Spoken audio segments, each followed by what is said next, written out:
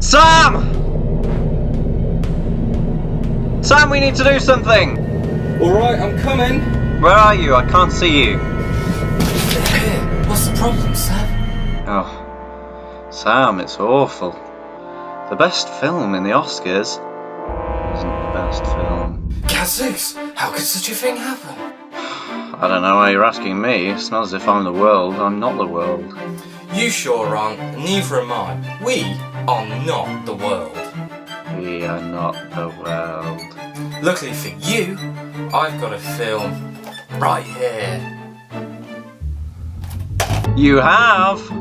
Is it the best film? Oh, it sure could be. Then what are we waiting for? Let's watch it!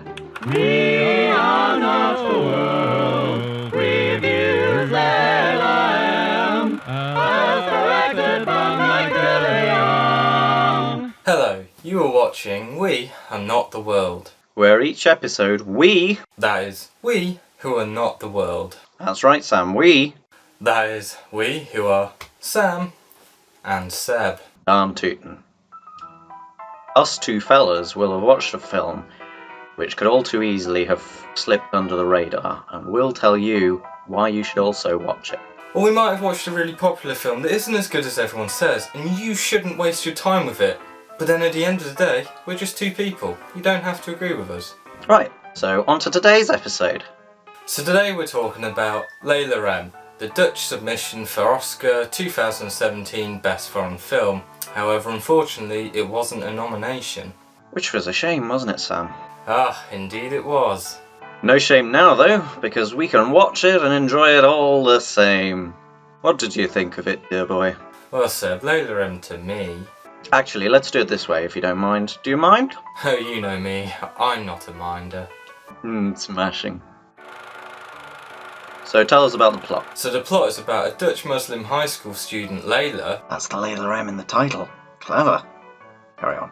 who feels isolated from the society around her. With no encouragement from parents or anyone to talk to her problems with, she finds solace in an online friend, Abdel, who takes her towards a more radicalised Islam. Yeah, I'd say that this more radicalised view is all the more appealing because of her mistrust of the police and what she sees as a heightened level of discrimination against her and against even non-radicalised Muslims.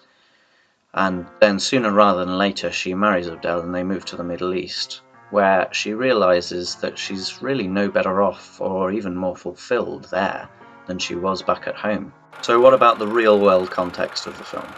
So at a moment in the Netherlands. Yeah, well in fact a lot of European countries, I mean we're not socio-cultural professors, but it's hard to deny the anti-immigration feeling that's widespread throughout Europe, and certain little issues, and definitely with recent attacks and stuff, there's a strong sort of anti-Muslim divide here and there. Once again, we're not professors and we couldn't discuss it any further, but that's the feeling of the times, and the film deals with such a sensitive topic. It doesn't pack any punches, but I don't really feel it needed to. It just had this great sensitivity towards the entire plot and what it was about. No, me neither, and I think this more muted approach to the subject matter allows it to seem much more human than it's often portrayed. I mean, we often think of everyone involved in ISIS as, a terror, a monster who is just intent on the destruction of everything we hold dear, but that is often not the case.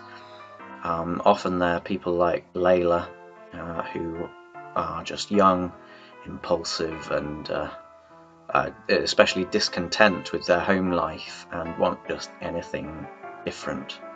And this seems like the best option, even though it's not actually. What did you think of the writing, Seb? The writing is pretty good. There's no massive expositional scenes, it's just quite subtle. It just leads you along with Layla and her thought processes, and then in the more emotional scenes it packs a punch, which is what you would hope for. Yeah, I'd agree with that. Though there's no stand-up speeches, it has great strength in this slow, gentle pacing. I mean, a standout moment for me would be Layla's brother saying his Islam isn't political, which I think summarises the important themes of this movie. So what are the main things to say about the characters? Let's tell you the story of Layla and the journey she goes on, but Abdel plays a big part as well, and almost as poignant, the difference between male and female is seen in Jordan, where it's painfully portrayed as Abdel forces her to wear a hijab, and also that other men just don't speak to Layla because of her status as a woman, sort of differing from how she was in the beginning of the film in the Netherlands.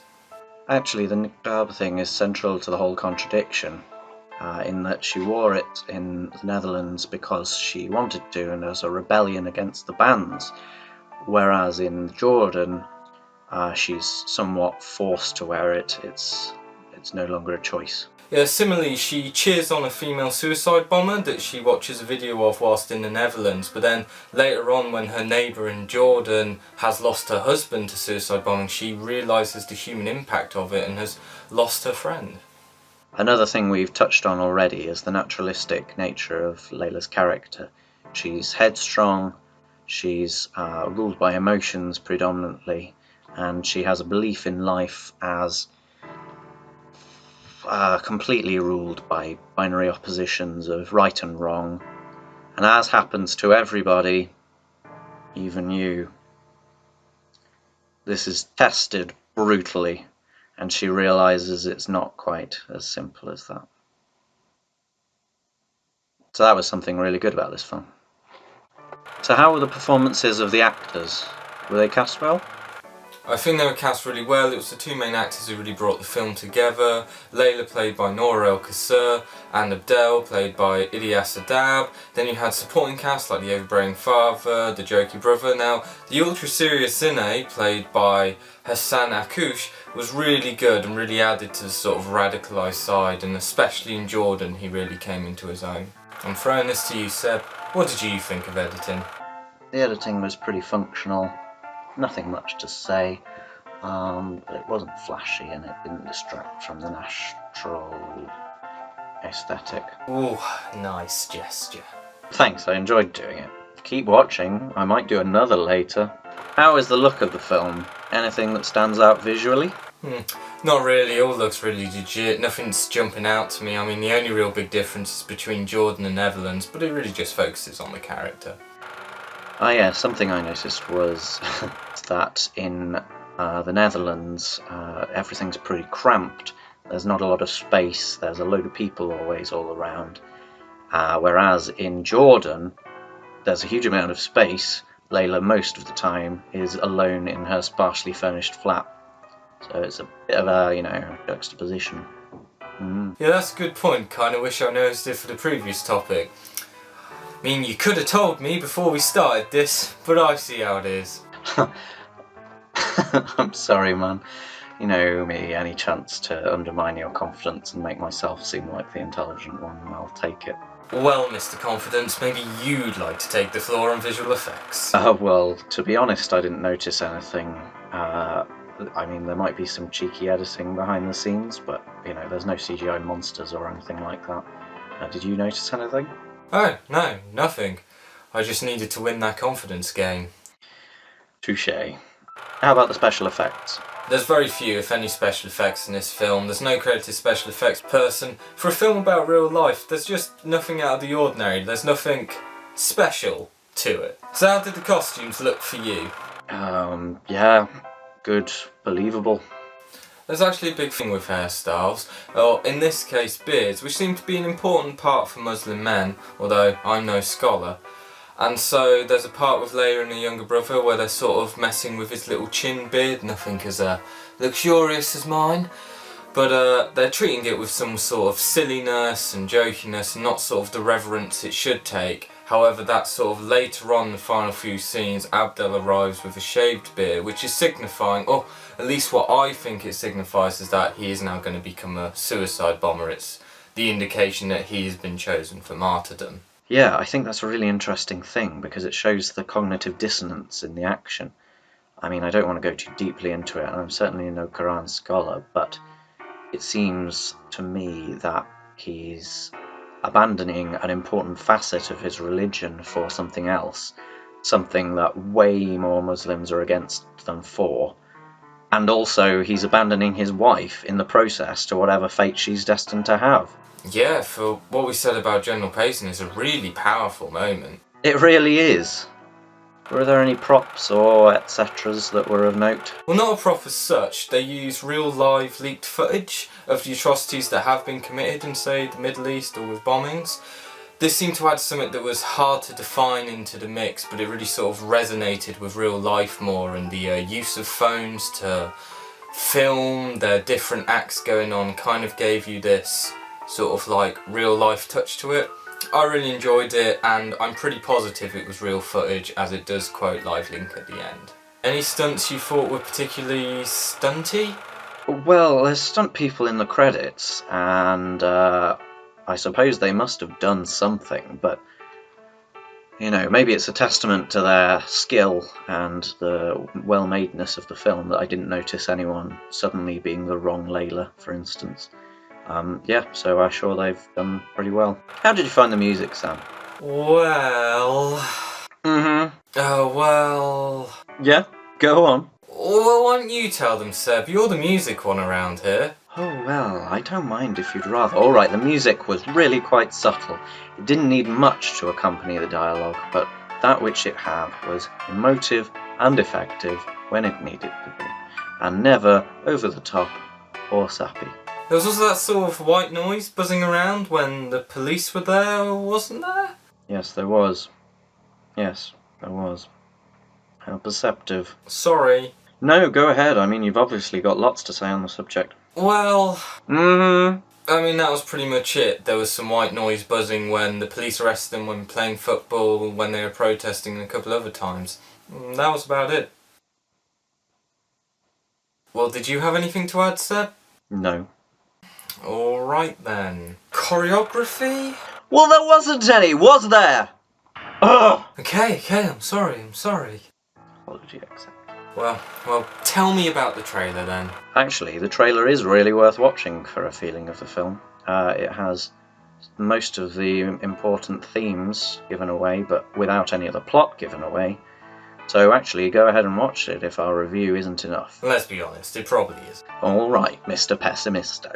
Well, finally, to sum up our meaningless show that isn't the world. The credits. How are they?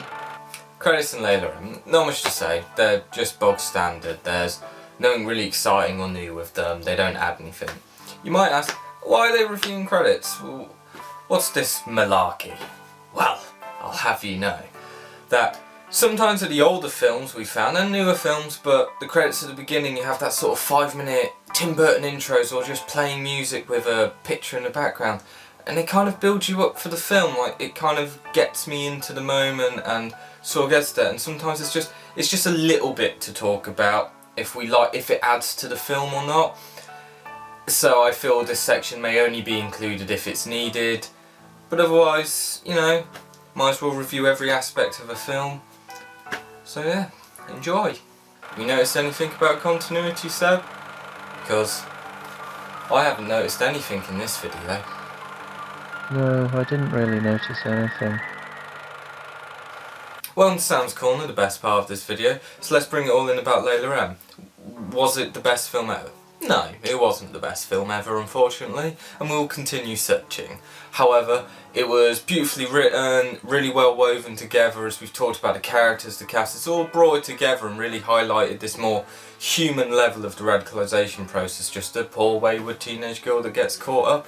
And it tells it beautifully, and I really would recommend it for a watch. I think it's got a great different perspective, perhaps one we need with all the stuff going on at the time. As we said before, we're no professors, but I really think it came across with a great unique perspective that we haven't seen on this issue yet, and I really enjoyed it. I think a lot of people would need to watch this, and it really helps sort of understand or see how more of this comes across, which I think was the aim of the film, and I think it achieved that. So, that's it. Alright, and now for Seb's Cranny. Layla M to me is really just about a teenage girl who goes astray, as we all do, and ends up in a really unfortunate situation for which she is given no forgiveness. I think really it's a very sympathetically made film.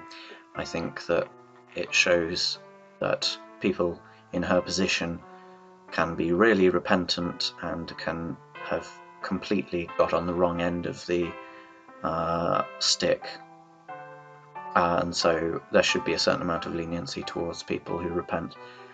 But I can understand the problems from a governmental point of view. But come on, there's just not enough love in the world, is there? That's my twopence. Tuppence, that's what they say, isn't it? Tuppence, that's my tuppence. Seems a bit cheap, to be honest, but maybe that's me. So, overall, this film is good. Tune in next time? Who knows? We might have the best film just yet. Thank you for watching. We have been Sam and Seb. I'm Seb, he's Sam.